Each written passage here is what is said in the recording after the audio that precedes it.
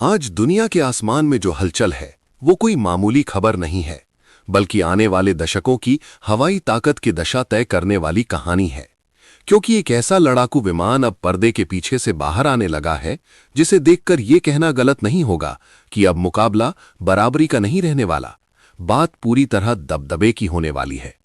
दरअसल जिस F-22 Raptor को आज भी दुनिया का सबसे खतरनाक फाइटर जेट माना जाता है, जिसने 1990 के दशक के अंत से लेकर आज तक अमेरिका को आसमान का राजा बनाए रखा, उसी को रिप्लेस करने की तैयारी अगर कोई देश कर रहा है तो आप खुद अंदाजा लगा सकते हैं कि वो नई मशीन कितनी आगे की सोच और कितनी घातक क्षमता के साथ बनाई गई होगी।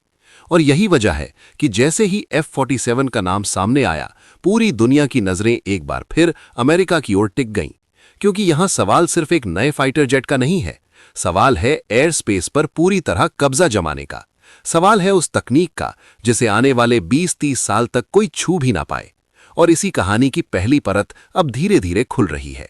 रिपोर्ट्स के मुताबिक अमेरिकी वायुसेना इस समय एक ऐसे स्थान पर इस विमान की टेस्टिंग कर रही है जिसका नाम सुनते ही रहस्य, गोपनीयता और ताकत की तस्वीर सामने आ जाती है।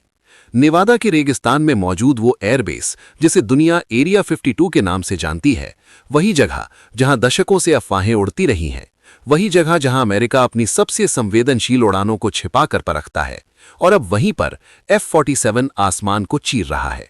लेकिन कहानी यहीं खत्म नहीं होती। असली दिलचस्प मोड़ तब आता है जब पता चलता है कि अमेरिका एक नहीं बल्कि दो अलग अलग F-47 उड़ा रहा है, और दोनों में दिल यानी इंजन भी अलग अलग लगाए गए हैं।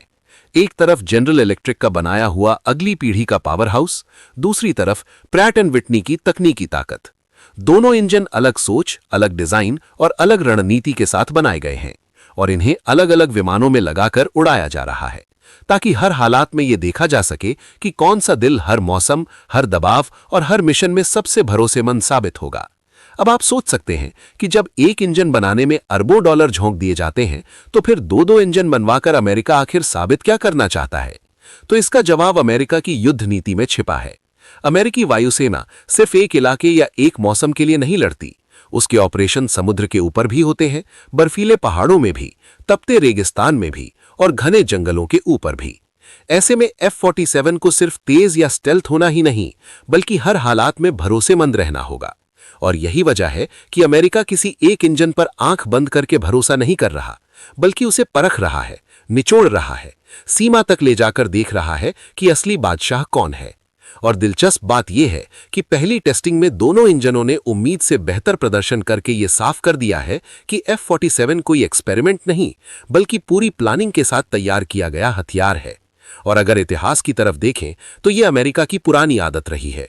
जब F-22 रैप्टर बना था तब भी दो अलग अलग डिजाइन, दो अलग अलग इंजन और दो अलग सोच के साथ विमान उड़ाए गए थे। फर्क बस इतना है कि तब पूरी मशीन अलग थी और आज मशीन एक है, लेकिन उसका दिल चुनने की लड़ाई चल रही है। और इसी से आप समझ सकते हैं कि अमेरिका कितनी बारीकी से इस प्रोजेक्ट को आगे बढ़ा रहा है। योजना के मुताबिक इस दशक के अंत तक इसकी सारी तकनीकी जांच पूरी कर ली जाएगी और फिर धीरे धीरे ये विमान अमेरिकी वायुसेना का हिस्सा बनने लगेगा। शुरुआती चरण में सैकड़ों की संख्या में इसे शामिल करने की तैयारी है, और उसके बाद जरूरत और हालात के हिसाब से इसका बेड़ा और भी बड़ा किया जाएगा।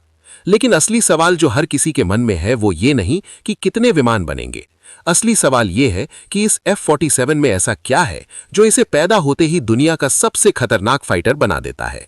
और यहीं से कहानी और भी गहरी हो जाती है, क्योंकि ये सिर्फ एक स्टेल्थ जेट नहीं है, ये स्टेल्थ की अगली परिभाषा है, जहां दुश्मन को पता भी नहीं चलेगा और खतरा उसके सिर पर खड़ा होगा, जहां रडार सिर्फ खाली आसमान देखेगा और हकीकत में वहां एक चलता फिरता युद्ध केंद्र मौजूद होगा।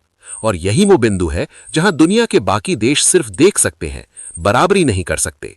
और इसी बीच अगर आप इस तरह की ताकतवर जानकारी पसंद कर रहे हैं तो दिल से एक बात कहनी चाहिए कि ऐसे विषयों पर बने वीडियो को सपोर्ट करना जरूरी है, ताकि सच, ताकत और रणनीति की ये कहानियां ज्यादा से ज्यादा लोगों तक पहुंचे। क्योंकि जागरूक देश ही मजबूत देश बनता है। भारत माता की जय की भावना इसी समझ से पैदा होती है, और कहानी अभी बहुत आगे जाने वाली है।